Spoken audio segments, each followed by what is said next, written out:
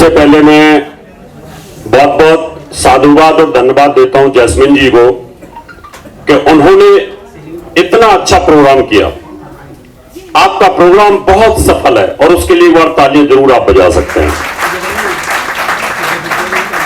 एक महिला होकर के इतनी मेहनत करके, मैं कल से देख रहा हूं उनको, इतनी मेहनत की है, कितनी भागदौड़ करने के बाद सारी एक एक चीज यहां पर जो व्यवस्था की है वो जैस्मिन जी ने खुद की है। इसलिए आप बहुत ही बधाई की पात्र हैं और मैं चाहता हूं कि जितने भी हमारे ऑर्गेनाइजर हैं वो सब इसी तरीके से, इसी पैटर्न पर काम करें तो निश्चित तौर पर सबको सफलता मिलेगी। उनके साथ जो लगातार ऑर्गेनाइजेशन के अंदर सहयोग देते रहे अश्विनी गौतम जी कुरुक्षेत्र से हैं, पुंज ग्लोबल फाउंडेशन उसके चेयरमैन हैं, आप आगे गए हैं थोड़े से, उन्होंने भी बहुत मेहनत की है। आप भी बहुत साधुवाद और धन्यवाद के पात्र हैं। इनके साथ और मेहनत की है आचार्य कपिल जी ने, बाकी टीम को मैं ज्यादा जानता नहीं हूं। मित्रों, किसी भी प्रोग्राम को सफल करने के लिए अपने आचार्य कपिल जी हैं। किसी भी प्रोग्राम को सफल करने के लिए अच्छे विद्वानों की आवश्यकता होती है। अब किसी सम्मेलन में अगर विद्वान अच्छे हैं तो निश्चित तौर पर लोग ज्ञान लेके जाते हैं। हम बड़े ध्यान के साथ सुनते हैं। यहां पर अगर आगे की सीट पर बैठे तो हर एक को ध्यान के साथ सुनते हैं, क्योंकि अगर अच्छा श्रोता कोई है तो वो अच्छा वक्ता भी हो सकता है। और अगर अपनी खिचड़ी पकाते रहोगे इधर उधर तो समझ लो आपके कान में से हो सकता है कोई अच्छी बात स्लिप हो जाए। इसलिए इस पंक्ति में बड़े बड़े धुरंधर बैठे हुए हैं। आचार्य अनिल भट्ट जी, राजेश ओझा जी, स्वामी रहस्य जी, ललित शर्मा जी, अक्षय शर्मा जी बड़े विद्वान हैं। अभी मैं देख रहा था मेरी बगल में भारती गुप्ता जी बैठी थी, मीना जी हैं और मेरे सामने अच्छी ऑर्गेनाइजर हैं, उनके बगल में बबीता जी भी बैठी हुई हैं और सभी विद्वान। और लेखराज जी उधर, हाँ मुझे पता है आप क्या कर रहे हो क्योंकि वो बहुत बड़े विद्वान है इसलिए वो सुनते ही नहीं किसी की इसलिए वो बहुत विद्वान है और उनके पास एक दिव्य ज्ञान है और वो हर एक को नहीं मिला करता। कभी कभी युगों में ऐसे ऋषि पैदा होते हैं जैसे लेखराज जी हैं और उनके साथ हमारे महामंडलेश्वर अवधेशानंद जी भी बैठे हुए हैं। कथावाचक जो आपको पहले सुना के गए थे बड़े सुंदर शब्दों में, उन्होंने भी आपको बहुत सारी जानकारी दी। विपिन जी घूम रहे हैं। आज मैं आपको कुछ मिलूजुली जानकारी दूंगा। यहां पर नगों की बात हुई, बहुत सारे ज्योतिषी नगों को नहीं मानते, वो बोलते हैं नग नहीं, इनका कोई इफेक्ट नहीं है। बहुत सारे वास्तु शास्त्र को भी नहीं मानते, वो सिर्फ अपनी एस्ट्रोलॉजी करते हैं। बहुत सारे न्यूमरोलॉजी को उठा के साइड पे कर देते हैं कि नहीं, और बहुत सारे लाल किताब वाले वो वैद के अंदर ही कुछ ना कुछ नुक्ता चुनी करते हैं, वो कहते नहीं वैदिक में कमी है, वो अपने आप को शिरोमणि बोलते हैं। तो आज मैं एक एक चीज का वैज्ञानिक रहस्य आपको बताऊंगा। पहले मैं रत्नों से शुरुआत करता हूं कि रत्न हमारे शरीर में हमारी बॉडी को कैसे प्रभावित करते हैं। क्या नग पहनने से आप जो चाहते हो मिल जाता है? क्योंकि रत्नों का कहीं जिक्र ज्यादा होता नहीं है, लेकिन आपने देखा होगा कि इंद्र के जो सिंहासन होता है उस पर भी रत्न जड़े होते हैं और उनके मुकुट में भी रत्न जड़े होते हैं। इसका मतलब रत्न कोई दिव्य शक्ति लेके पैदा होता है और ये प्रकृति के अंदर ही पैदा होता है। हम लोग उसको बेचते हैं। बहुत सारे ज्योतिषियों को नहीं पता होता, वैज्ञानिक हमें पूछते हैं ये उठा के मैंने फेंक दिया, क्या फर्क पड़ेगा? टीवी डिबेट में बहुत सारे वैज्ञानिक बोलते हैं इनसे कुछ नहीं होता, ज्योतिषियों का सिर्फ कमाने का धंधा है। अगर कमाने का धंधा है हमारा, तो कोहिनूर हीरा इतना कॉस्टली क्यों? क्या खूबी है उसके अंदर? उसके ऊपर इतने युद्ध लड़े गए क्यों? क्या खूबी है उसके अंदर? हीरे के अंदर क्या खूबी है ऐसी? इसलिए जब आप रत्न पहनते हो तो इसका एक वैज्ञानिक आधार होता है। वैज्ञानिक आधार यह होता है कि हमारा जो शरीर है, हमारे शरीर के चारों तरफ एक ऑरा होती है जिसको ओजोन परत बोलते हैं। जो पृथ्वी की ओजोन परत है, ऐसे हर 84 लाख योनियों की एक ओजोन परत होती है। वो सेंसर का काम करती है। अगर आपके सामने शेर आ जाए, सांप आ जाए, कोई भी आ जाए, काटने के लिए आ जाए, तो उसका सेंसर और हमारा सेंसर दोनों की ओजोन परत इस बात का एहसास लगाती है कि कौन पावरफुल है। अभी ये एक लेक्चर मैंने नागपुर सम्मेलन में दिया था इसी के ऊपर, और उससे अनुमान लगा करके हम अटैक करते हैं। इसी प्रकार से जब आप नग पहनोगे तो विज्ञान ये कहता है कि ये, मान लो मैंने पुखराज पहना हुआ है, तो ये येलो कलर को थ्रो कर रहा है, बाकी के 6 कलर को अंदर एब्जॉर्ब कर रहा है।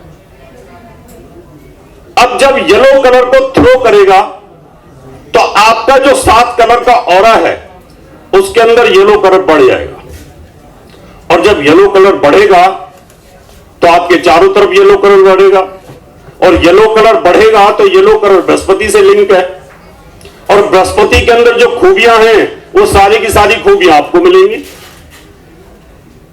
अगर मान लो मैं पीला कपड़ा पहन लूं तो भी यही स्थिति आएगी, हल्दी की गांठ पहन लूं तो भी यही स्थिति आएगी, लेकिन ये ज्यादा स्पीड से काम करते हैं। ज्यादा स्पीड से ये है कि मेरे पास अभी ये 11.25 रत्ती का मान लो पुखराज है, अगर इसको मैं 100 रत्ती का कर दूं और 100 रत्ती का करने के साथ सूर्य को मैं कंसंट्रेट कर दूं इस तरीके से, सूर्य को ऐसे, तो थोड़ी देर के अंदर सूर्य की किरण को अंदर ये एकाग्र करके मेरी उंगली को जलाना शुरू कर देगा। एक थ्योरी है। जब आप लेंस को अगर सूर्य की तरफ कर देते हो तो नीचे आग लगा देता है। अभी अभी मैंने एक वैज्ञानिकों ने प्रयोग किया, उन्होंने 7 ऐसे शीशे लेकर के सीधे सूर्य को कंसंट्रेट किए और सामने एक प्लाई लगा दी बहुत बड़ी, उसके ऊपर कंसंट्रेट कर दिया, वो प्लाई जल गई। इसका मतलब जब आप कोई स्टोन पहनते हो, जिस कलर का पहनते हो, वो अपने कलर को बाहर फेंकता है, आपकी ऑरा में फेंक देता है। जब ऑरा में फेंक देता है तो आपका उस कलर से रिलेटेड ऑरा मजबूत होता है, और जब वो कलर से रिलेटेड ऑरा मजबूत होगा तो उस कलर से संबंधित आपकी बॉडी के अंदर वही चीज स्ट्रांग हो जाएगी। विजिबल नहीं है, इफेक्टिव है। अब सरकार अगर हमें मदद करे तो हम इसको दिखा भी सकते हैं कि कैसे फल करेगा। भाई ये छोटा सा नग है, इसको समय लगेगा, ये मुझे लगातार बचाएगा, लगातार बचाएगा। लेकिन अगर मैं और बड़ा पहन लूं तो और ज्यादा इसका रिजल्ट आएगा। इसलिए कलर थेरेपी का सिद्धांत काम करता है। आप देखिए, मौलवी होता है मुसलमान, वो हरे रंग को मानते हैं लेकिन टोपी और सफेद कपड़े पहनते क्यों? कि सफेद कलर चंद्रमा का है और चंद्रमा मन को शांति देता है, चंद्रमा मन सो जाता। ग्रंथी सरदार लोग जो ग्रंथी होते हैं वो भी सफेद कपड़े पहनते हैं, कोई फर्क नहीं है दोनों में। और मंदिर का पुजारी वो भी सफेद पहनता है, और जो पादरी है ना, पॉप, वो भी सफेद पहनता है। ये कंसेप्ट कहां से लिया? कलर थेरेपी का कंसेप्ट कहां से मिला? इसका मतलब कहीं ना कहीं हमारे वेदों के अंदर जो कलर का सिद्धांत सबसे पहले हमने दिया, उसी से कॉपी किया। उनको पता है कि अगर आपको ध्यान में बैठना है, कंसंट्रेशन करनी है, तो आपको व्हाइट कपड़े का इस्तेमाल करना चाहिए। इसलिए आपने देखा होगा बड़े बड़े ऋषि व्हाइट अपनी धोती पहन करके ध्यान में बैठ जाते हैं, उसका इफेक्ट होता है। अभी स्वामी देवेंद्र जी ने ये कपड़े पहन रखे भगवे, उधर हमारे महामृत्युंजय जी ने कपड़े पहन रखे भगवे। भगवे कलर का भी अपना महत्व होता है, काले कलर का भी अपना महत्व होता है। अब अंग्रेजों के टाइम से आप देखें कि काले कलर टीटी पहनते हैं, बेरहम होते हैं। काला कलर तांत्रिक पहनते हैं, बेरहम होते हैं। काला कपड़ा जेल का जल्लाद पहनता है, किसी को फांसी देता है। ब्लैक कैट कमांडो काले कपड़े पहनते हैं। और जितने भी लोग हैं मुस्लिम लेडीज हैं, वो भी ज्यादातर काले कपड़े पहनती हैं। काला कपड़ा शनि से रिलेटेड है।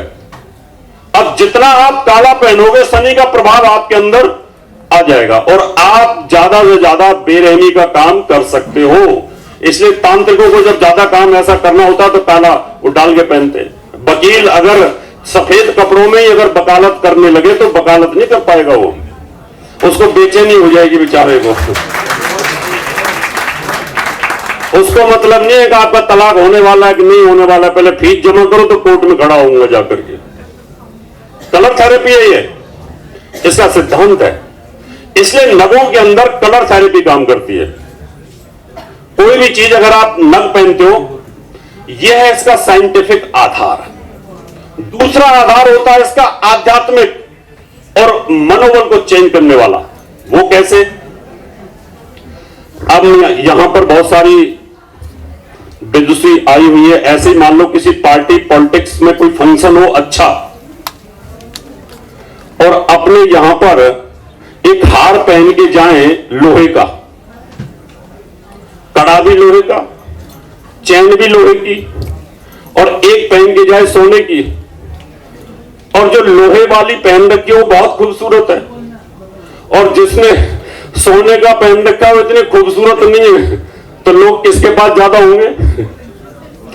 सोने वाली के पास। कितने का लिया है, कितने का है, बड़ा अच्छा है, बड़ी अच्छी लग रही। लोहे वाली को पूछिए, बड़ी पागल है, लोहे का पहन के बैठी है। इसका मतलब धातु की वैल्यू है। बोलते क्या फर्क पड़ता है? फर्क को नहीं पड़ता। अरे उसको समझने की जरूरत है। जो ये बोलते हैं धातु से कुछ नहीं होता, लोहे की रिंग पहनने से क्या हो जाएगा, हमने कहा तुम लोहे की मत पहनो ना, लोहे की जाकर के गले के अंदर जंजीर डाल के घूमो, क्या दिक्कत है? लोग तुम्हें पागल बोलेंगे और पूरा वर्ल्ड पागल बोलेगा, यही नहीं कि हिंदुस्तानी बोलेगा। इसका मतलब लोहा शनि से संचालित है, गोल्ड सूर्य से संचालित है, और गोल्ड धातुओं का राजा है और ग्रहों का राजा सूर्य है, इसलिए उसका प्रभाव आता है।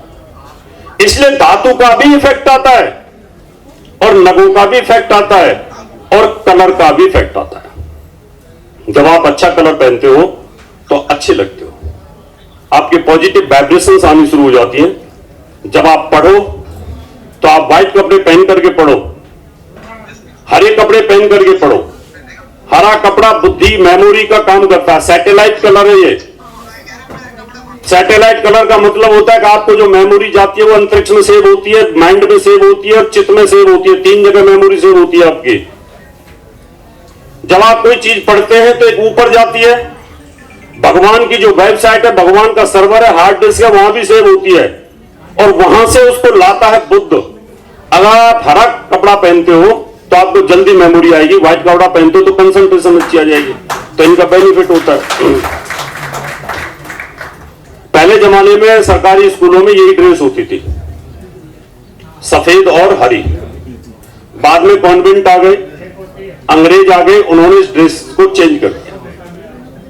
इसलिए आप नग अच्छी क्वालिटी के अगर आप लेते हैं तो निश्चित तौर पर उसका आपके ऊपर प्रभाव आएगा और आपका मनोबल बढ़ता है, कॉन्फिडेंस लेवल बढ़ता है। आपका कॉन्फिडेंस लेवल ऐसे बढ़ जाता है कि एक मोबाइल है,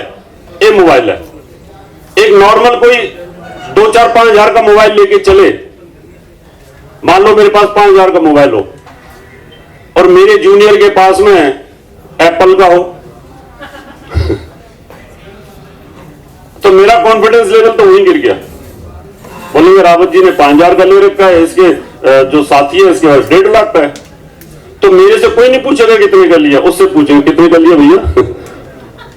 इसका मतलब मनोबल, आत्मबल और हमारा जो बाहरी बल है वो बढ़ जाता है। इसलिए अच्छे कपड़े पहनना, अच्छे कलर के पहनना, अच्छी रिंग पहनना, अच्छी धातु यूज करना, इन सब का इफेक्ट हमारे शरीर के ऊपर मन के तौर पे आता है। और मन के तौर पर अगर आ गया, चंद्रमा मजबूत हो गया, तो आपकी बाकी चीजें मजबूत हो जाती हैं। जैसे कभी बताया था प्रोफेसर साहब ने, मन हमारे 10 इंद्रियों को संचालित करता है। चंद्रमा पीड़ित आदमी होता है जिसका चंद्रमा खराब हो जाता है, जिसका चंद्रमा अमावस्या का होता है, चंद्रमा राहु के साथ होता है, चंद्रमा नीच के साथ होता है, हालत खराब होती है। अभी चंद्रमा नीच का था, केतु के साथ था, खाना खा के डिप्रेशन हो रहा था। मुझे बैठे बैठे टेंशन हो रही थी। मैंने कंप्यूटर पे देखा, मैं चंद्रमा नीच का केतु के साथ, मैं छोड़ो ना, कोई बात नहीं, मैं ठीक हो गया फिर। इसका मतलब आप मन को मजबूत जब करोगे, तो ज्योतिषी का काम है काउंसलिंग देकर के मजबूत करना।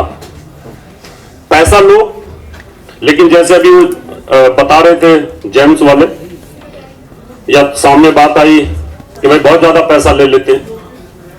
जिसके पास दिमाग है वो अपने दिमाग का पैसा लेता है। लोग हमें भी बोलते हैं अनुभव का पैसा लेता है। आपका अनुभव कम है तो आप थोड़ा कम ले रहे हो, मेरा अनुभव ज्यादा, मैं ज्यादा लेता हूं। लेखराज जी का अनुभव है, वो अपने हिसाब से ले सकते हैं। उनको कोई 1 लाख देंगे तो 1 लाख भी लोग तैयार हो जाएंगे देने के लिए, कि उनको अपनी डेट ऑफ बर्थ निकलवानी है। तो इस वजह से एक्सपीरियंस जो होता है, आपकी सटीकता उसके ऊपर डिपेंड करती है। हां, एक चीज जरूर कहूंगा मैं, अगर आप सात्विक काम करते हो और आपका मन ये कहता है कि मैंने ईमानदारी से पैसा लिया है, तो आपको रात को नींद चैन की आएगी।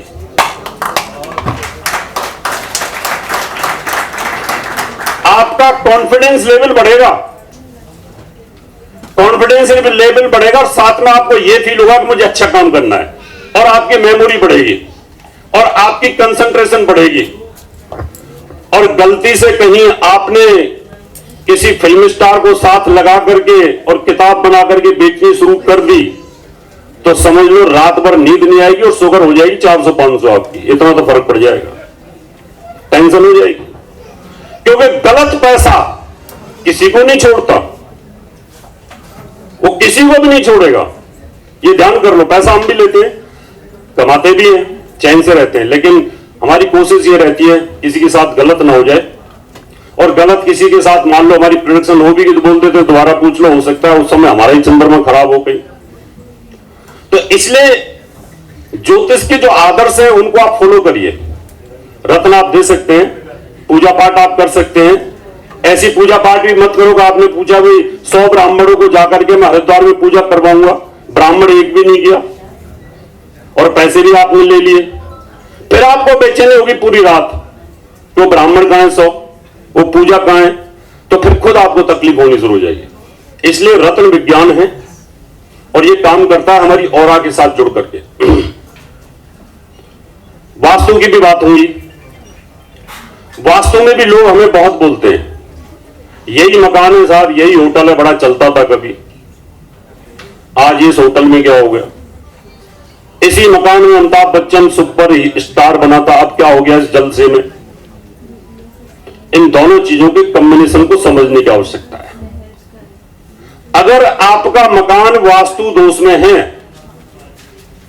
और उस समय आपके ग्रह बहुत अच्छे चल रहे हैं, तो उस वास्तु दोष के मकान में भी आपकी प्रोग्रेस होगी, क्योंकि आपका जो ऑरा है, आपका जो काम करने का तरीका है, वो बहुत ज्यादा मजबूत है, आप उसको खींच ले जाएंगे।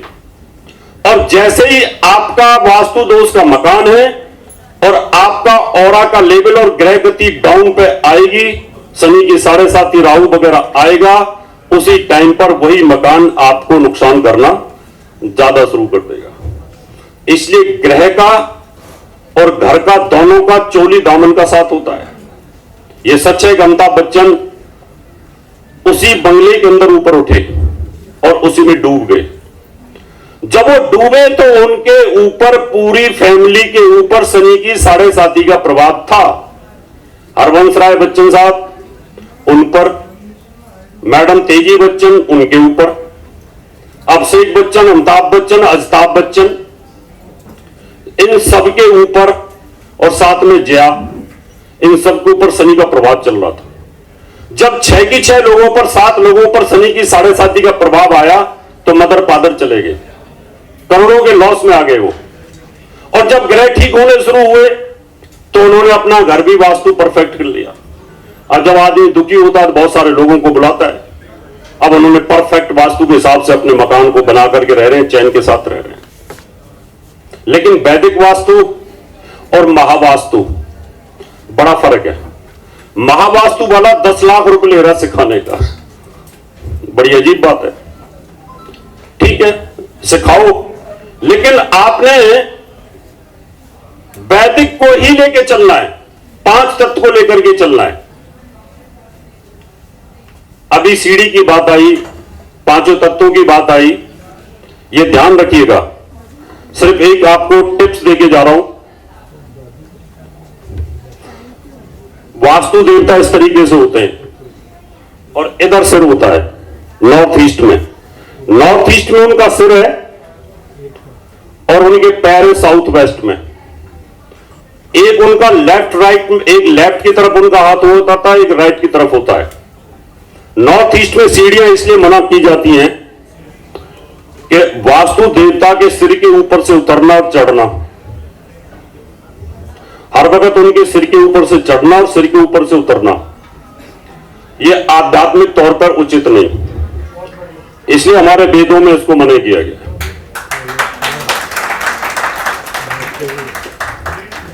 अभी मेरी साउथ इंडिया के अंदर मैंने एक सम्मेलन रखवाया है स्पेशल वास्तु का।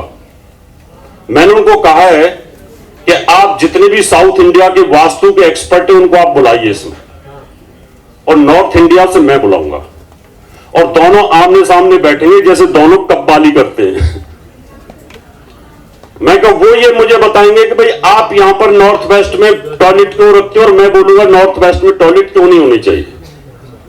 आप भी साइंटिफिक दो, हम भी साइंटिफिक जवाब देंगे, तो कम से कम हिंदुस्तान के वास्तु में जो वेरिएशन है और जो कंफ्यूजन है वो दूर होना चाहिए। तो उन्होंने मेरी बात को मान लिया। उन्होंने कहा कि ठीक है हम तैयार हैं, क्योंकि मैं जब बेंगलोर में जाता हूं, हैदराबाद में जाता हूं, तो लाइन में नॉर्थ वेस्ट में सब बंगलों के नॉर्थ वेस्ट में टॉयलेट होती है। मैंने उनसे पूछा, मैं कि क्यों? बोले जी हाँ, तो नॉर्थ वेस्ट जब वास्तु देवता के उत्सर्जन अंग यहां पर हैं, यहां से वो पेशाब करते हैं, यहां से अगर मल विसर्जन करते हैं, जब रास्ता यहां से है तो फिर इस हाथ से लैट्रिन करने का क्या मतलब है? वो तो होना नहीं चाहिए। या इस हाथ से साउथ ईस्ट में भी टॉयलेट बनाते हैं, तो यहां क्यों होना चाहिए? या तो तुम वास्तु देवता को मानो मत, अगर मान रहे हो तो उसको फॉलो करो। ये ब्रह्म स्थान है बीच में, ये पेट है। पेट को खाली इसलिए छोड़ा जाता है, पेट के ऊपर अगर पिलर रखोगे, पेट के ऊपर अगर कोई चीज वेट डालोगे तो पेट खराब होगा। पेट के ऊपर अगर आप लैट्रिन डाल दो, गड्ढा डाल दो या किचन बना दो ब्रह्म स्थान के अंदर, आदमी बर्बाद होगा। यह आध्यात्मिक है, लेकिन इसके वैज्ञानिक आधार भी हैं। नॉर्थ ईस्ट जोन जो होता है वो बृहस्पति का होता है, वो ध्यान का होता है। जहां बृहस्पति से ध्यान आता है, पैसा आता है, धन आता है, पुत्र सुख आता है, संतान का सुख आता है, जॉब आती है, भाग्य आता है, धर्म आता है, अर्थ धर्म काम मोक्ष सब वहां से आता है। तो उस जगह पर अगर मैं रोज यहां से चलूंगा, चढ़ूंगा, लैट्रिन बना दूंगा, टॉयलेट बना दूंगा, यहां पर कुछ भी कूड़ा कबाड़ा रख दूंगा, झाड़ू जूते चप्पल रख दूंगा, तो उसका नेगेटिव इफेक्ट आएगा। घर के बच्चों पे भी आएगा, घर में सबसे ज्यादा गृहिणी रहती है, गृहिणी पे भी आएगा, धन पे भी आएगा। तीसरी पीढ़ी के ऊपर नपुंसकता आ जाएगी, उनके बच्चे जो होंगे हो नहीं पाएंगे, बांझपन आ जाएगा। क्योंकि आपने जो पॉजिटिव एनर्जी का जो जोन है पूरा की पूरा उसको कलप्स कर दिया है। ये साइंटिफिक है। अब मैं अपने विषय पे आऊंगा, ज्योतिष पर। ज्योतिष में जब आप फलादेश करते हैं तो उस समय कई बार ऐसी मजबूरियां आती हैं कि हम अच्छे भले ग्रह का फलादेश नहीं कर पाते। दिक्कत यह आती है कि ये ग्रह डिग्री के हिसाब से भी ठीक है, ग्रह बैठा भी अच्छी जगह पर है, फिर फल अच्छा क्यों नहीं कर रहा, क्या दिक्कत हो सकती है? तो हम ग्रह को ये देख लेते हैं कि ग्रह स्वराशि के अंदर है, मित्र राशि के अंदर भी है, मूल त्रिकोण का भी है, डिग्रिकल भी ठीक है, लेकिन हम उसके फल को अच्छे से जो होना चाहिए वो मिल नहीं पा रहा। बोलते हैं कि बृहस्पति की दशा चल रही है, गुरुजी बृहस्पति पूरा 16 साल निकल गए, कुछ भी नहीं मिला, आखिर क्यों हुआ? फिर हम उसको रिसर्च करते हैं कि आखिर ऐसा क्यों होता है। तो मैंने एक सम्मेलन के अंदर बताया था कि ग्रहों की इन डिग्रियों के अलावा 36 अवस्थाएं होती हैं। 36 अवस्थाओं में ग्रह काम करता है और वही 36 अवस्था मनुष्य की भी होती हैं। कभी कभी मनुष्य जागृत अवस्था में होता है, कभी सुप्त अवस्था में होता है, कभी स्वप्न अवस्था में होता है। 3 अवस्थाएं होती हैं। वाल आदि अवस्थाएं 5 अवस्थाएं होती हैं। कभी हम बुढ़ापे में बालकपन जैसी हरकत करते हैं, कभी बचपन में भी हम बुढ़ापे जैसी बातें करते हैं। उसके बाद 10 आदि दीप्त अवस्थाएं होती हैं और 6 गर्भित अवस्थाएं होती हैं और 12 शयन आदि अवस्थाएं होती हैं। तो मैं आज आपको 6 की बताऊंगा, बाकी की मैं बता चुका हूं पहले, ये 6 बच गई थी। कि कोई ग्रह लज्जित अवस्था में अगर हो, लज्जित अवस्था में वो अपना अच्छा फल नहीं दे पाता। अभी मैं इसको ऐसे समझाऊंगा आपको, या जितने भी महान विद्वान बैठे हैं और इनमें से मैं किसी को यहां आके खड़ा कर दूं कि आप स्पीच दीजिए, तो बोलेंगे नहीं नहीं नहीं, आज गला खराब है, आज मूड ठीक नहीं है। हमने क्या हुआ, रोज तो बड़े दाढ़ते हो, आज क्या हो रहा है? रोज तो अच्छी कथा कहते हो, आज कथा में गड़बड़ा क्यों रहे हो? तो उस दिन क्या हो गए, वो लज्जित हो गए। कई नेता रोज बहुत अच्छी भाषणबाजी करते हैं, लेकिन एक दिन अगर उनको बुला लो जी आज उद्घाटन कर दो, बेचारे लाल पीले काले हो जाते हैं। इसका मतलब उनका ग्रह, वो जो ग्रह चल रहा है वो लज्जित अवस्था में चल रहा है। ऐसे ही हमारा जो स्वभाव होता है, हम उस टाइम लज्जित अवस्था में हो जाते हैं। अब मान लो ग्रह देखने में बड़ा अच्छा है, लगता है नेताजी तो बहुत बढ़िया है, कुर्ते पाजामे अच्छे पहन रखे हैं, बड़ा अच्छा ही काम करेंगे, सारा अच्छा काम करेंगे, लेकिन स्पीच नहीं दे पाए। ज्योतिषियों का भी ऐसा ही होता है। हम सोचते हैं कपड़े वपड़े तिलक विलक तो बड़े अच्छे जबरदस्त है, सुनने की बात सुनी जाएगी, लेकिन बाद में पता चलता है तो लज्जित हो गए। इसका मतलब मनुष्य के ऊपर ग्रहों का प्रभाव है और ग्रहों का सीधा प्रभाव हमारे ऊपर भी आता है। अब कोई ग्रह लज्जित अवस्था में कैसे चला जाता है? पंचम भाव के अंदर जो हमारी बुद्धि का होता है, सिर्फ स्पेशल पंचम भाव भी लिया गया इसको, वो बुद्धि का होता है। वहां पर पापी ग्रहों के साथ अगर कोई ग्रह बैठा हो और उस ग्रह की दशा चल रही हो, उस टाइम आपके साथ ये परिस्थिति हो जाती है, वो लज्जित अवस्था में ग्रह आ जाएगा, वो फल नहीं दे पाएगा। यानी जो स्पीड है आपकी फल देने की वो नहीं मिल पाएगी, वो आपको दिक्कत आएगी। और गर्भित अवस्था हो, गर्भित अवस्था का मतलब ये होता है कि कोई व्यक्ति कभी स्टेज पे भाषण ही नहीं देता, स्टेज पे आता है, घबराता है, टेंशन होती है और तनाव में आता है, लेकिन किसी दिन उसकी ऐसी स्थिति आती है, उसका जो चंद्रमा होता है वो उस दिन गर्भित अवस्था में होता है। अरे बुलवाओ ना, देख लूंगा मैंने अभी कहा, मेरी बगल में भारती बैठी थी, है क्या भारती? यहां चली गई शायद। मैं कहा भारती जी स्पीच दोगी?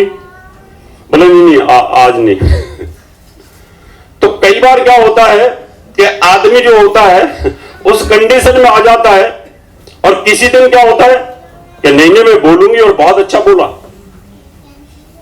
तो गर्भित अवस्था, यानी ग्रह की महादशा चल रही है। महादशा में वो ग्रह शत्रु राशि में बैठा है, आज की डेट में बैठा है शत्रु राशि में, भाई बहुत अच्छी जगह पे बैठा हुआ है। आज अगर खराब जगह पे चल रहा है वो और पाप प्रभाव में है, उसकी दशा चल रही है, गोचर के अंदर उसकी क्षुधित अवस्था है और अच्छा फल नहीं कर पाएगा। ग्रह की चौथी अवस्था होती है त्रसित। इस अवस्था को ध्यान के साथ सुने। कोई ग्रह जलीय स्थान में हो और जलीय राशि के अंदर हो, जलीय स्थान पे हो और जलीय राशि में हो, और वो ग्रह पीड़ित हो जाए, वो अच्छा फल नहीं करेगा, तृतीय अवस्था में आ जाता है। अभी जैसे बृहस्पति सप्तम भाव के अंदर उच्च का हो जाए, सप्तम भाव में उच्च के बृहस्पति के लिए पाराशरी ने कहा अच्छा फल नहीं देता। क्यों नहीं दे रहा हो? हमने इसको रिसर्च किया, हमने कि वजह क्या है। यहां तो राजयोग बना रहा है, और इस राजयोग में भी अच्छा फल क्यों नहीं देगा बृहस्पति सप्तम में? विवाह का नुकसान क्यों कर देगा वो? अगर उसके ऊपर एक भी किसी बुरे ग्रह की दृष्टि हुई तो वही बृहस्पति, क्योंकि जलीय राशि के अंदर उच्च हुआ, एंटी दिशा, जिस दिशा में वो बलवान होता है उसकी एंटी दिशा में वो बैठा है और वहां पर पाप प्रभाव में आ गया, और उसके बाद में उसकी स्थिति खराब हो गई, इसलिए अच्छा फल नहीं दे पाया। ज्योतिष बहुत प्यारा विज्ञान है, नो डाउट, बशर्ते कि आपको इसको स्टडी करना पड़ेगा, इसको गहराई के साथ अध्ययन करो। यह नहीं है कि आज आपकी प्रेडिक्शन खराब हो गई है और आप हताश हो जाओ, हताश मत होइए।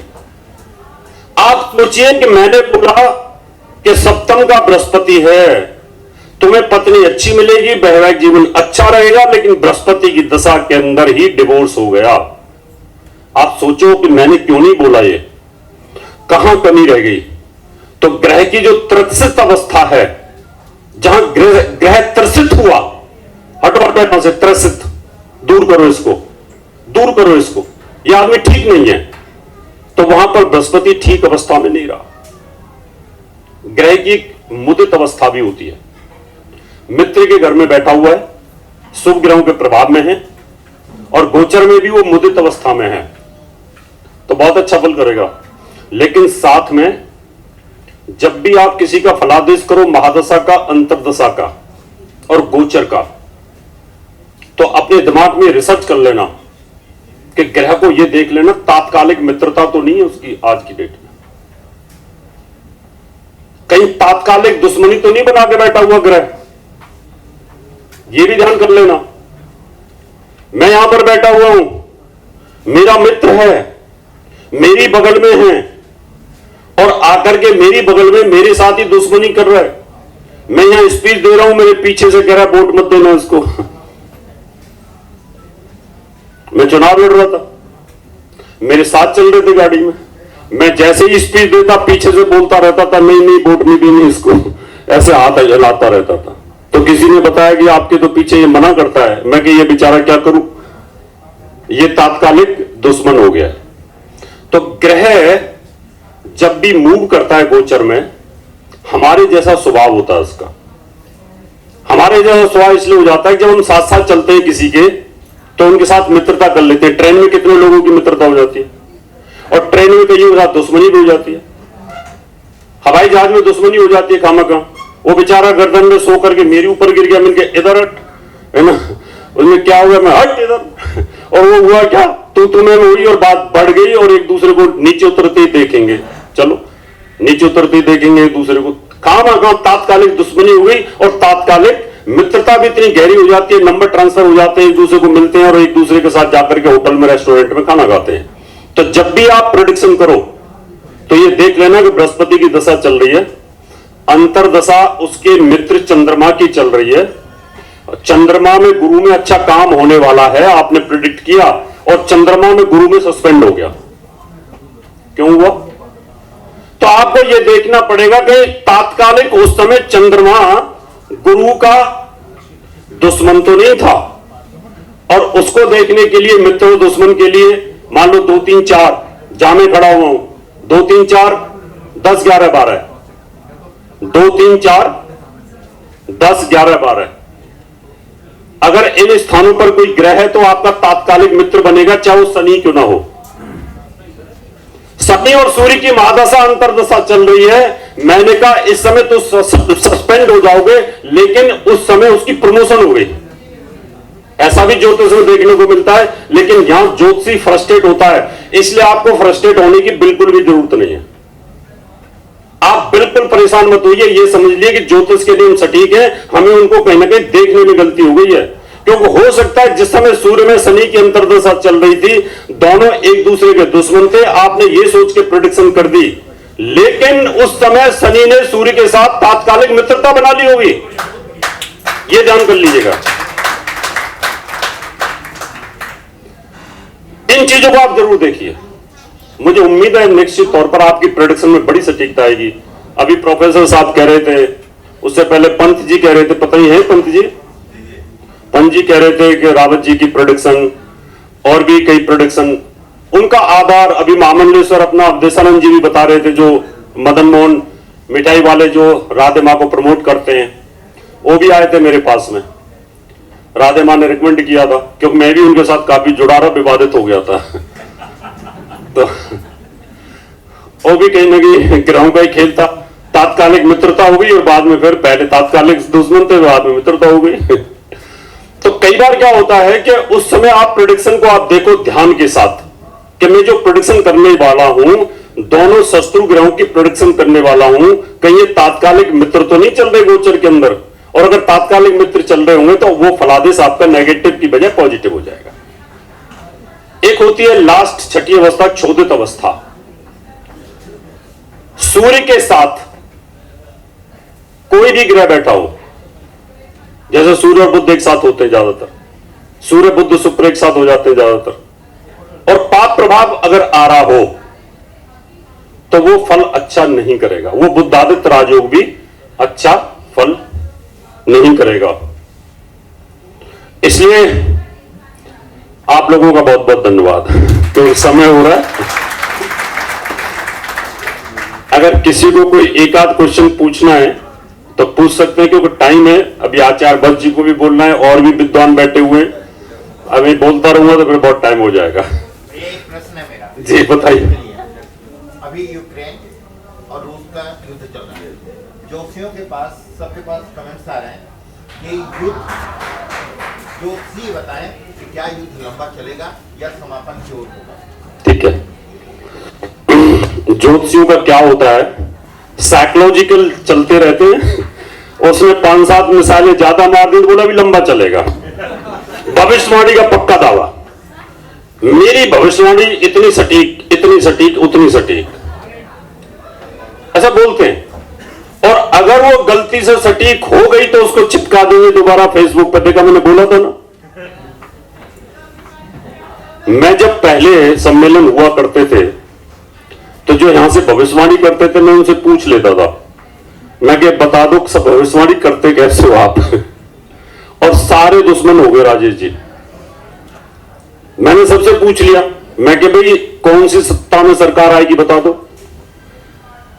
मैं बताते कैसे हो आप कि इतनी सीटें हटेंगी, ये वाली सरकार आएगी, बीजेपी की आएगी, आम आदमी पार्टी आएगी, ऐसी मिली जुली भाषा बोलते हैं कुछ कि उसको इधर भी लगा दो और इधर भी लगा दो।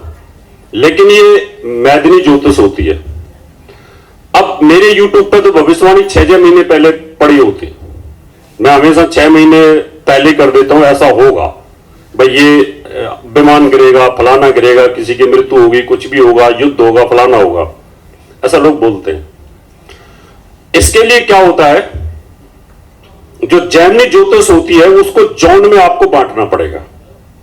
आप अपने ब्रेन को ड्रॉप करो रसिया के और उसके दोनों के बीच में, वहां जोन करके फिर उसकी प्लेनेट पोजीशन को आप देखो कि क्या पोजीशन चल रही है वहां पर। और जब भी मंगल और शनि जब भी एक साथ आते हैं तो युद्ध तो होगा। कितने डिग्री पे आए हैं उस लॉन्गिट्यूड पे होगा, नहीं तो हमारा पंचांग क्यों बोलेगा नॉर्थ ईस्ट में क्यों होगा, इधर की क्यों नहीं बोलता कि श्रीलंका में होगा, इधर का क्यों नहीं बोलता साउथ में होगा। लेकिन यह है कि अभी भी राहु का जो ट्रांजिट आ रहा है ये, और सूर्य के नक्षत्र में जाना ये, और मंगल शनि की युति रहना, ये योग ऐसे हैं कि अभी इस युद्ध को शांत होने वाले नहीं है, इनमें भी परेशानी रहेगी। आप देखोगे जितने भी हमारे विश्व युद्ध हुए पीछे, वो सब इसी तरह के स्टारों में होते हैं।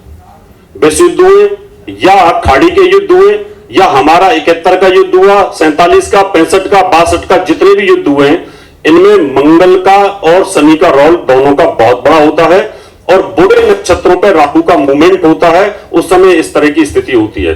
तो जब भी इस तरह की प्रिडिक्शन करो तो उन देशों की भौगोलिक स्थिति की जो लॉन्गिट्यूड और लैटिट्यूड होते हैं, वो फोकस कितनी वहां पर डाल रहे हैं।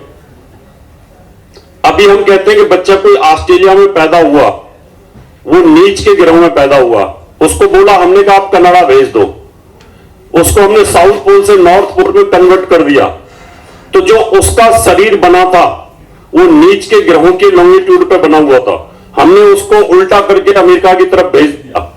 अमेरिका की तरफ जैसे ही भेजा तो उसकी जो फोकस है वहां पे आने की, ऐसे आनी थी और वो ऐसे चली गई। इसलिए राज जोशी हमेशा ये बोलते थे कि ये जो बच्चा है आप इसको देश निकाला दे दो या किसी दूसरे स्टेट में भेज दो, तो इसका प्रभाव हमारे ऊपर नहीं आएगा।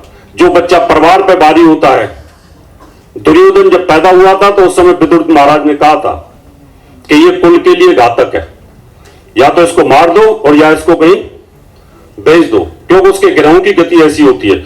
इसलिए जब भी किसी पर शनि की 7.5 लगे, शनि की महादशा लगे, अगर वो स्थान परिवर्तन कर लेता है, दो लॉन्गिट्यूड पे ऊपर चला जाता है और नीचे की तरफ चला जाता है, तो शनि का प्रभाव कम हो जाता है। इसलिए आपने देखा होगा ज्यादातर लोग शनि की 7.5 में कनाडा, अमेरिका वगैरह वगैरह वगैरह वगैरह चले जाते हैं। बहुत बहुत धन्यवाद।